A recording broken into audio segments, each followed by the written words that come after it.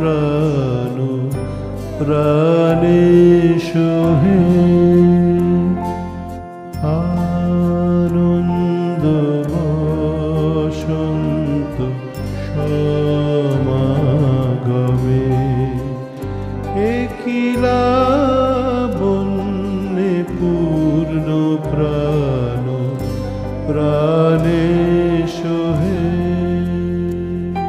ভাষা এবং সাহিত্য তাঁর গবেষণায় ঋদ্ধ। বয়স কিছু অধিক হলেও মানুষে নন বৃদ্ধ। চলুন তাঁর সাক্ষাতে যাই। আনিসুজ্জামান, হয়তো তাঁর কাছেই পাব তর্কের সমাধান। এক বর্ণাঢ্য জীবনের অধিকারী অধ্যাপক আনিসুজ্জামানকে এভাবেই বর্ণনা করেছেন বাংলা সাহিত্যের সব্যসাচী লেখক সৈয়দ শামসুল হক। তাঁর পরিচয় নানাভাবে দেয়া যেতে পারে। তিনি দেশের সর্বজনশ্রদ্ধেয় বরেণ্য শিক্ষাবিদ, লেখক ও গবেষক, সংবিধানের অনুবাদক এবং দেশের সকল প্রগতিশীল আন্দোলনের এক অনন্য পথিকৃৎ।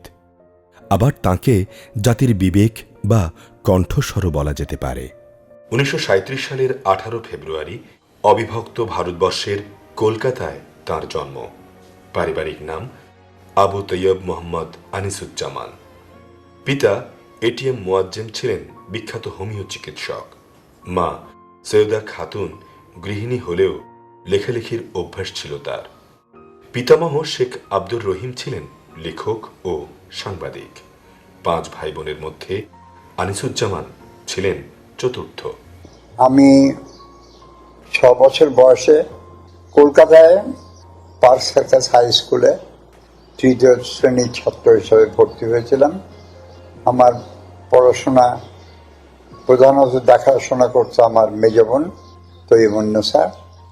সেখানে আমি 50-এর মন্বন্তর দেখেছি, ইংরেজ শাসন বিরোধী আন্দোলন দেখেছি, ভয়াবহ সাম্প্রদায়িক দাঙ্গা দেখেছি এবং দেশভাগ দেখেছি। 1946 সালের আগস্ট মাসে কলকাতায় বড় রকম সাম্প্রদায়িক দাঙ্গা হয়, যেটাকে যে গ্রেট ক্যালকাটা কিলিং বলে। আমার চোখের সামনে আমি 2জনকে নিহত হতে দেখেছি এবং এই অভিজ্ঞতা আমাকে সম্পূর্ণ অসাম্প্রদায়িক করে তুলেছিল। এই সাম্প্রদায়িক দাঙ্গায় ঠিক 1 বছরের মাথায় দেশ বিভাগ হয়ে যায়। তার 2 মাস পর আমরা কলকাতার বাস ছেড়ে খুলনায় এসে বসতি স্থাপন করি। খুলনায় আমরা ছিলাম 15 মাস। ওখানে আমি জেলা স্কুলে 1 বছর পড়েছি 1948 সালের 8ম শ্রেণীতে। তারপরে 48-এর ডিসেম্বরে আমরা ঢাকায় এসে স্থায়ী হই। ঢাকায় আমি ভর্তি হই বীরনাথ হাই স্কুলে। এই স্কুল পরে সরকারি হয়ে যায় এবং নবাবপুর গভর্নমেন্ট হাই স্কুল নামে পরিচিত হয়। আমি এখান থেকেই ম্যাট্রিক পরীক্ষা দিই। ম্যাট্রিক পাস করার পর আমি জগন্নাথ কলেজে IA ক্লাসে ভর্তি হই 1951 সালে এবং এই বছরের শেষের দিকে পূর্ব পাকিস্তান যুবলীগে একজন কর্মী হিসাবে যোগ দিই। 1953 সালে আমি ঢাকা বিশ্ববিদ্যালয় বাংলা বিভাগে অনার্স ক্লাসে ভর্তি হই। আমাদের বিভাগের প্রধান ছিলেন ডক্টর মোহাম্মদ শহীদুল্লাহ। 1956 সালে বাংলা অনার্স পরীক্ষা পাশ করি। আমি যখন MA পড়ছি তখন আমাদের বিভাগীয় প্রধান অধ্যাপক মোহাম্মদ আব্দুল হাই, তিনি আমাকে গবেষণা করতে উৎসাহ দেন। 1957 সালে একই বিষয়ে প্রথম শ্রেণীতে প্রথম স্থান অধিকার করে স্নাতকোত্তর ডিগ্রি অর্জন করেন। 1958 সালের ফেব্রুয়ারিতে আনিসুজ্জামান বাংলা একাডেমির গবেষণা বৃত্তি লাভ করেন। একই বছর ঢাকা বিশ্ববিদ্যালয়ে ইংরেজ আমলের বাংলা সাহিত্যে বাঙালি মুসলমানের চিন্তাধারায় 1757 থেকে 1918 এই বিষয়ে PhD শুরু করেন। এরপর 1959 সালে তিনি ঢাকা বিশ্ববিদ্যালয়ের বাংলা বিভাগের শিক্ষক হিসেবে যোগ দেন। তিনি পাকিস্তান কেন্দ্রীয় সরকারের গবেষণা বৃত্তি লাভ করেন। অধ্যাপক আনিসুজ্জামান তার গবেষণার নানা ক্ষেত্র বাঙালি মুসলমান এর চিন্তা জগৎ এটি যেমন একটি, তার বাইরেও তিনি চর্যাপদ বিষয়ে গবেষণা করেছেন।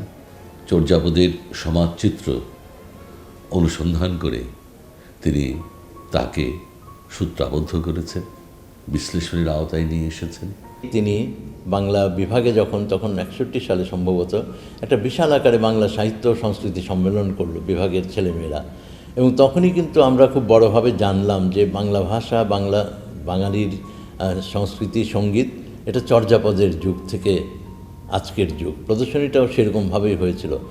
19 শতকের বাঙালি মুসলমানের সাহিত্যের যে অবদান, সেটা নিয়ে গবেষণা করে মুসলিম মানুষ ও বাংলা সাহিত্য বলে একটি গবেষণা গ্রন্থ রচনা করে পিএইচডি ডিগ্রি অর্জন করেছিলেন খুব অল্প বয়সে।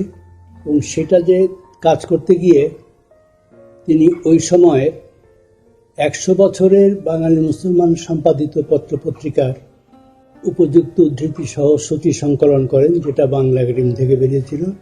1965 খ্রিস্টাব্দে শিকাগো বিশ্ববিদ্যালয় থেকে 19 শতকের বাংলার সংস্কৃতির ইতিহাস, ইয়ং বেঙ্গল ও সমকাল বিষয়ে পোস্ট ডক্টরাল ডিগ্রি অর্জন করেন। 1969 সালে আনিসুজ্জামান চট্টগ্রাম বিশ্ববিদ্যালয়ে বাংলা বিভাগের রিডার হিসেবে যোগ দেন। চট্টগ্রাম পাশকালেই তিনি লন্ডনে যান এবং ব্রিটিশ লাইব্রেরির অনুরোধে এই পুরনো বাংলা গদ্যের নিদর্শন আবিষ্কার করেন।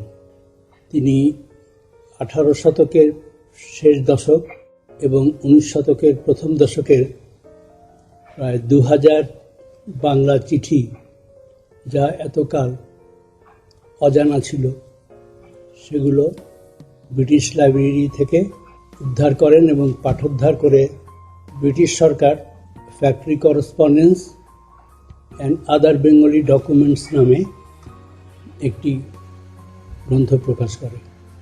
চট্টগ্রাম বিশ্ববিদ্যালয় কি ঢাকা বিশ্ববিদ্যালয়ে তিনি শিক্ষকতা করেছেন। ছাত্র শিক্ষক সম্পর্কের কথা যদি ধরি, অধ্যাপক আনিসুজ্জামান সেখানে পালন করেছেন এক অনন্য ভূমিকা। একজন আদর্শ শিক্ষকের যা যা করণীয় তিনি তা তার ছাত্রদের জন্য করেছেন। আমরা যখন বিশ্ববিদ্যালয়ে ভর্তি হয়েছি, আমরা অন্য বিভাগের ছাত্র, কিন্তু আমাদের সময়ে তখন একটা সাবসিডিয়ারি বলে একটা বিষয় ছিল। বাংলা বিভাগ সিদ্ধান্ত নিয়েছিল যে সাবসিডিয়ারি ক্লাসটা সাধারণত নবীন শিক্ষকরা নিয়ে থাকেন। তারা সিদ্ধান্ত নিয়েছিল যারা সিনিয়র শিক্ষক তারা সাবসিডিয়ারি ক্লাস নেবেন। তো তখন আমাদের খুব সৌভাগ্য হয়েছিল আনিসুজ্জামানের ক্লাসে থাকা, মনির চৌধুরীর ক্লাসে থাকা, এবং একটা অসাধারণ অভিজ্ঞতা। এবং এরপর কিছুদিন পর আনিস স্যার অবশ্য চলে গেলেন চট্টগ্রাম বিশ্ববিদ্যালয়ে। পড়াশোনার পাশাপাশি ন্যায়সঙ্গত অধিকার আন্দোলনের সংগঠক হিসেবেও অধ্যাপক আনিসুজ্জামানের অবদান রয়েছে। 1952 সালের ভাষা আন্দোলন, 1969-এর গণ অভ্যুত্থান এবং 1971 সালে বাংলাদেশের স্বাধীনতা সংগ্রামে তিনি প্রত্যক্ষ অংশগ্রহণ করেন। ভারতে শরণার্থী শিক্ষকদের সংগঠন বাংলাদেশ শিক্ষক সমিতির সাধারণ সম্পাদকের দায়িত্বও পালন করেন। পরে যুদ্ধকালীন অস্থায়ী বাংলাদেশ সরকারের পরিকল্পনা কমিশনের সদস্য হিসেবে যোগ দেন। আজকে এটা ভাবতে আমার ভালো লাগে যে 1952 সালে আমার লেখা একটা ছোট পুস্তিকায় ছিল তখনকার দিনে রাষ্ট্রভাষা আন্দোলনের পক্ষে প্রথম প্রচার পুস্তিকা। যে 21শে সংকলনটা বেরুলো হাসান হাফিজুর রহমানের সম্পাদনায় 1953 সালে, যেটা সরকার তখন বাজেয়াপ্ত করে ফেলেছিল, কিন্তু যেটা কোনোভাবেই দমন করা যায়নি, সেই সংকলনের যে ছোট্ট একটা ভূমিকা আছে, এটা অনেক পরে আমরা জানলাম যে সেটা হাতে লিখে ব্লক করে ছাপা হয়েছিল। তো এটাও যে হাতে লেখাটা যার ছিল সেটা আনিসুজ্জামানের। স্বাধীনতার পর দেশে ফিরে তার সবচেয়ে বড় কাজ ছিল আমাদের প্রথম শাসনতন্ত্রর বাংলা ভাষ্য তৈরি করা। তিনি বঙ্গবন্ধুর ইচ্ছায় এবং তৎকালীন আইনমন্ত্রীর সহযোগিতায় এই শাসনতন্ত্রের বাংলা ভাষ্য তৈরি করেন। স্বাধীনতার পর 1972 সালে জাতির পিতা বঙ্গবন্ধু শেখ মুজিবুর রহমান বিশিষ্ট বিজ্ঞানী ডক্টর কুদরতি খোদাকে প্রধান করে জাতীয় শিক্ষা কমিশন গঠন করেন। আনিসুজ্জামান সেই কমিশনের সদস্য হন। 1974 থেকে 75 সালে অধ্যাপক Anisuzzaman Commonwealth academy staff fellow হিসেবে লন্ডন বিশ্ববিদ্যালয়ের school of oriental and African স্টাডিজে গবেষণা করেন। 1978 থেকে 1983 সাল পর্যন্ত তিনি জাতিসংঘ বিশ্ববিদ্যালয়ের গবেষণা প্রকল্পে অংশ নেন। 1985 সালে তিনি ঢাকা বিশ্ববিদ্যালয়ে চলে আসেন এবং 2003 সালে ঢাকা বিশ্ববিদ্যালয় থেকে অবসর গ্রহণ করেন। পরে সংখ্যাতিরিক্ত অধ্যাপক হিসেবে আবারও যুক্ত হন। তখন আমি বাংলা বিভাগ, ঢাকা বিশ্ববিদ্যালয় বাংলা বিভাগের তরুণ শিক্ষক। আমি তার সহকর্মী হিসাবে তার সান্নিধ্য পাই, কিন্তু শিক্ষক হিসেবে তাকে আমি ওইভাবে পাইনি। কিন্তু আমার একটা গর্বের দিক হচ্ছে, এই আনন্দের দিকও, যে তিনি আমার শিক্ষকদের শিক্ষক। আমাদের জীবনে ছাত্র শিক্ষক সম্পর্ক মোটের উপর ঘনিষ্ঠ ছিল, তবে এই কথা আমি স্বীকার করব যে আমার শিক্ষকতা জীবনের শেষ দিকে এই ঘনিষ্ঠতা অনেক শিথিল হয়ে গেছে। এর একটা কারণ ছাত্র সংখ্যা বৃদ্ধি। আগে বিশ্ববিদ্যালয়ে আমরা ছাত্রছাত্রীকে পেলাম সংখ্যায় কম, তাদের প্রত্যেকের সঙ্গে ব্যক্তিগত যোগাযোগ, কথাবার্তা বলা সম্ভবপর ছিল, কিন্তু বড় ক্লাস হয়ে যাওয়ার পরে সেইটা আর হয় না। অধ্যাপক আনিসুজ্জামান কলকাতার Maulana Abul Kalam Azad institute of Asian studies, Paris বিশ্ববিদ্যালয় এবং নর্থ ক্যারোলাইনা স্টেট ইউনিভার্সিটিতে ভিজিটিং ফেলো হিসেবেও দায়িত্ব পালন করেন। তিনি নজরুল ইনস্টিটিউট ও বাংলা একাডেমির সভাপতির দায়িত্ব পালন করেন। যখন বাইরে গেছে, বিদেশে গেছে, বিভিন্ন সময় আমি চেষ্টা করেছি বাচ্চাদেরকে দেখে রাখতে। বাইরে যাওয়ার ব্যাপারেও আমি কখনো বাধা দিইনি তাকে। সে তার সুবিধা মতো সময়ে গেছে, এসেছে, এইভাবে আমরা জীবনটা কাটিয়েছি। আমার এই স্বল্পকালীন বাংলা একাডেমিতে তাকে যে পাওয়া, এটি আমার গর্বের ব্যাপার, গৌরবের ব্যাপার। তার কাছ থেকে নিত্যদিন শিখছি, বুঝছি তার মর্মের কথা, বুঝছি তার মানবিক ধর্মের কথা, এবং সর্বোপরি বাংলাদেশের প্রতি তার অকৃত্রিম ভালোবাসার কথা। অধ্যাপক আনিসুজ্জামান 1956 সালে নীলকান্ত সরকার স্বর্ণপদক, 1958 সালে স্ট্যানলি ম্যারন রচনা পুরস্কার এবং 1965 সালে দাউদ সাহিত্য পুরস্কার লাভ করেন। প্রবন্ধ গবেষণায় অবদানের জন্য 1971 সালে তিনি বাংলা একাডেমি সাহিত্য পুরস্কারে ভূষিত হন। শিক্ষায় অবদানের জন্য 1985 সালে তিনি দ্বিতীয় সর্বোচ্চ বেসামরিক সম্মাননা 21 পদক লাভ করেন। শিক্ষা ও সাহিত্যে অবদানের জন্য তাকে ভারত সরকার তৃতীয় সর্বোচ্চ বেসামরিক সম্মাননা পদ্মভূষণ পদক প্রদান করে। সাহিত্যে অবদানের জন্য 2015 সালে তিনি সর্বোচ্চ বেসামরিক সম্মাননা স্বাধীনতা পুরস্কার পান। আনিসুজ্জামানের আত্মজীবনীর প্রথম 2 খণ্ড কাল নিরবধি ও আমার 71-এর পর তৃতীয় খণ্ড বিপুলা পৃথিবী। 1971-এর মুক্তিযুদ্ধ শেষে লেখক যখন দেশে ফিরছেন, রাস্তায় তখন ভাঙা রেল সেতু, পাকিস্তানিদের পরিত্যক্ত বাংকার। কিন্তু যুদ্ধ জয় তো শেষ কথা নয়, এরপরই শুরু হয় দেশ গড়ার কাজ।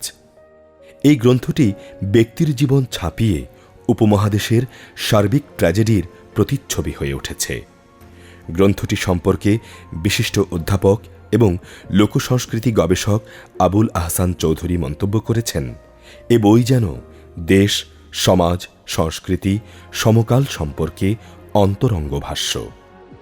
1994 সালে অশোক কুমার স্মৃতি আনন্দ পুরস্কার এবং 2017 সালে তাঁর আত্মজীবনীমূলক গ্রন্থ বিপুলা পৃথিবীর জন্য অধ্যাপক আনিসুজ্জামান আনন্দবাজার পত্রিকার আনন্দ পুরস্কার লাভ করেন। অধ্যাপক আনিসুজ্জামান তার পূর্ববর্তী শতকের বাংলা গদ্যের নিদর্শন আবিষ্কার করে তিনি দেখিয়েছেন যে 19 শতকের প্রারম্ভেই নয়, তারও আগে নানাভাবে বাংলা গদ্যের চর্চা হয়েছে। তিনি খুব সংক্ষেপে অনেক কথা বলতে পারেন। এই সংক্ষিপ্ত বোধ তার ভাষার, আমি বলবো তার গদ্যরীতির একটি বিশেষ কৌশল। লেখালেখি তো সবসময় করেছে, যতক্ষণ ধরে ও যতক্ষণ করতে চায় করেছে।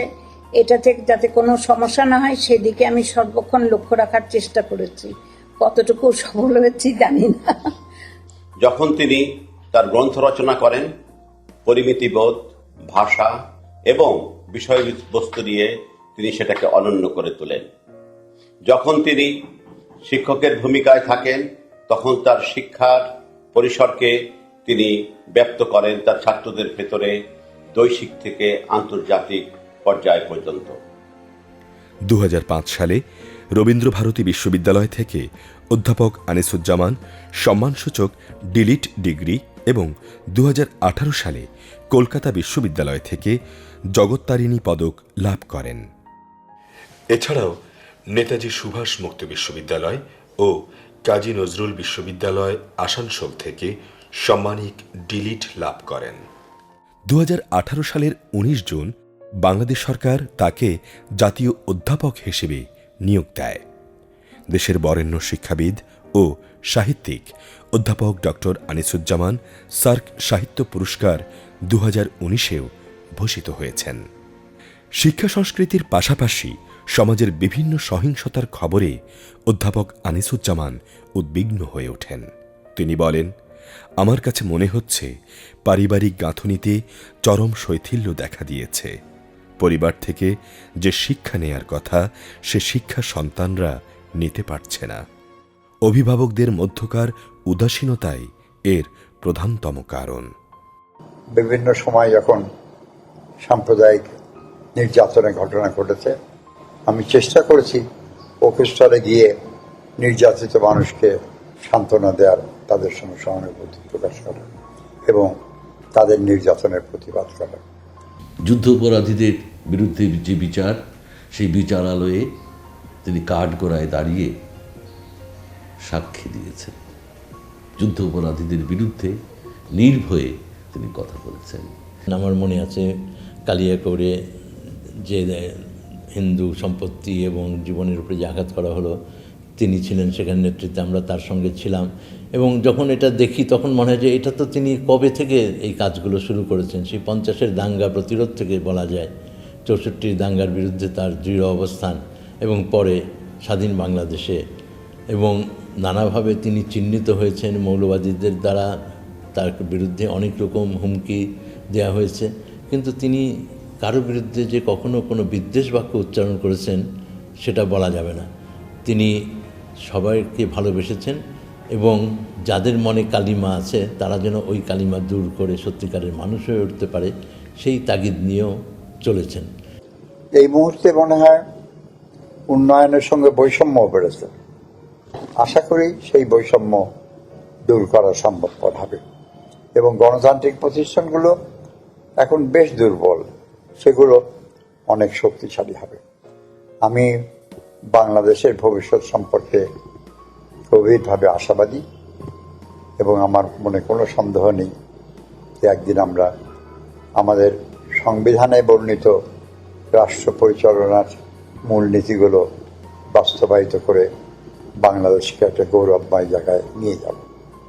ব্যক্তিগত জীবনে অধ্যাপক আনিসুজ্জামান 1961 সালে সিদ্দিকা ওহাবের সঙ্গে বিবাহ বন্ধনে আবদ্ধ হন। আমার 3 ছেলে মেয়ে, রুচি, সুচি, আনন্দ।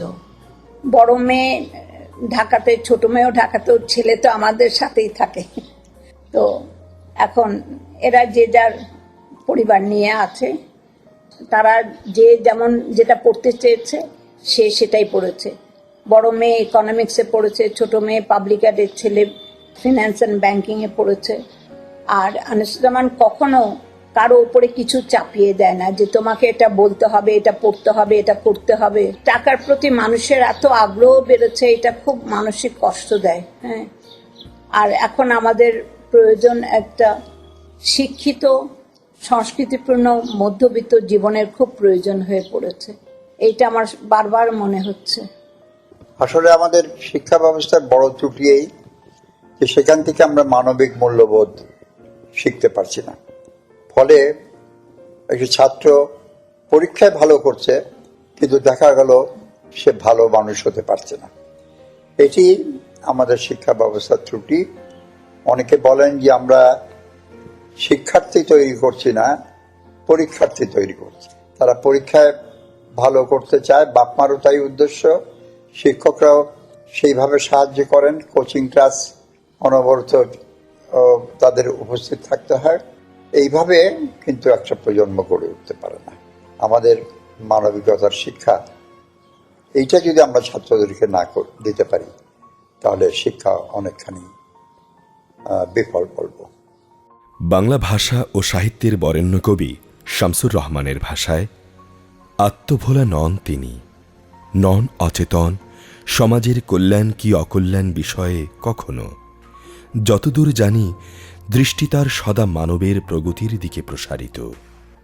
কি প্রবীণ কি নবীন সকলের বরেণ্য নিয়ত। এখনো সিদ্ধির পরে খ্যাতির শিখরে পদার্পণ করেও সাধনা তার থামেনি, বরং মাঝে মাঝে এখনো গভীর রাতে ঘুমন্ত জীবন সঙ্গিনীর পাশে শুয়ে অথবা টেবিলে ঝুঁকে থিসিসের ভাবনায় কাটান প্রহর। লাবণ্যে পূর্ণ প্রাণ প্রাণী সোহে, লাবণ্যে পূর্ণ প্রাণ প্রাণী সোহে, আনন্দ বসন্ত সমাগমে, লাবণ্যে পূর্ণ প্রাণ প্রাণী সোহে।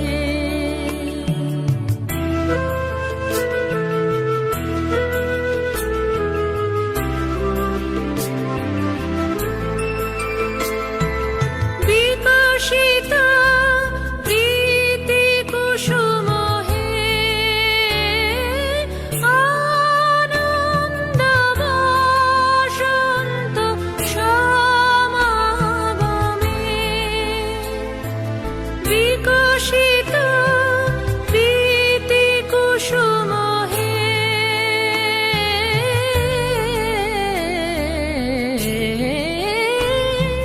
বিকশিত প্রীতি কুসুম পুলকিত চিত কাননে,